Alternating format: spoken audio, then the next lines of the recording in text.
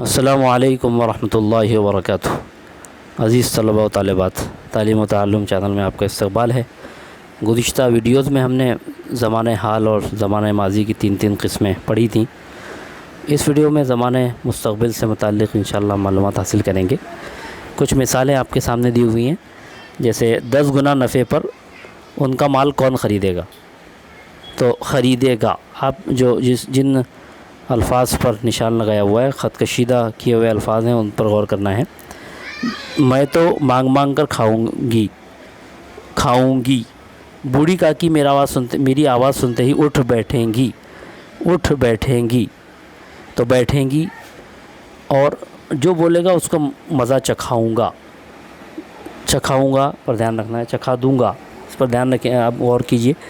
آخر لوٹ کر ادھر ہی سے گزرے گا پر آپ کو توجہ دینی ہے۔ جب روٹیاں ختم ہو جائیں گی تو میں کیا کھاؤں گا؟ تو یہاں پہ دو چیزیں، ایک ہی پر نشان لگا ہوا ہے، لیکن ختم ہو جائیں گی، کھاؤں گا، یہ دونوں پر آپ کو دھیان دینا ہے۔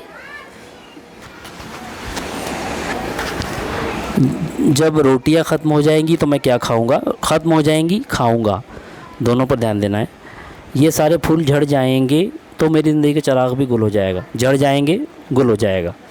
تو آپ ان تمام مثالوں پر اگر غور کریں تو آپ کو پتہ چلے گا کہ یہ کام آئندہ ہونے والا ہے۔ کون خریدے گا؟ ابھی نہیں خریدا ہے، بلکہ آئندہ خریدنے کی بات ہو رہی۔ کھاؤں گی، ابھی نہیں کھایا ہے، بلکہ آئندہ کھانے کی بات۔ اٹھ بیٹھیں گی، ابھی نہیں بیٹھی ہیں، بلکہ بعد میں بیٹھیں گی۔ چکھا دوں گا، ابھی نہیں چکھایا، بعد میں چکھا دوں گا۔ گزرے گا، یہ بھی آئندہ کی بات ہو رہی ہے۔ کھاؤں گا، چراغ گل ہو جائے گا۔ تو ایسے افعال، ایسے فعل جن سے یہ پتہ چلے کہ کام آئندہ زمانے میں ہونے والا ہے، آنے والے زمانے میں ہونے والا ہے، تو ایسے افعال کے زمانے کو زمانہ مستقبل کہا جاتا ہے۔ یعنی جن سے یہ پتہ چلے کہ کام ابھی نہیں ہوا ہے بلکہ آئندہ ہوگا، تو ایسے زمانے کو زمانہ مستقبل کہتے ہیں، فیوچر ٹینس۔ تو بہت آسان ہے، آپ اس کو مثالوں پر غور کریں گے، آپ کو آسانی سے سمجھ میں آ جائے گا۔ تو اس میں جو بھی آؤں گا، کھاؤں گا، پیوں گا، جاؤں گا، اس طرح کے جو یعنی آئندہ کام کو ظاہر کرنے والے جو افعال ہوتے ہیں، جب وہ کسی جملے میں آتے ہیں تو ایسے زمانے کو زمانہ مستقبل کہا جاتا ہے۔ اسی طرح ایک فعل استعمال ہوتا ہے، فعل مضارع۔ تو یہ مضارع کیا چیز ہے؟ تو مثال سے ہم سمجھتے ہیں۔ ایک دن ایاز نے پوچھا، کیا بڑبڑا رہی ہو دادی؟ اب یہ بڑبڑا رہی ہو دادی، اب بڑبڑا رہی ہو، ہم پیچھے پڑ چکے ہیں کہ یہ زمانہ حال جاری کا جملہ ہے، کام بڑبڑانے کا کام جاری ہے۔ لیکن اب یہ مثال ہم دیکھیں، ہم کل میچ دیکھنے جا رہے ہیں۔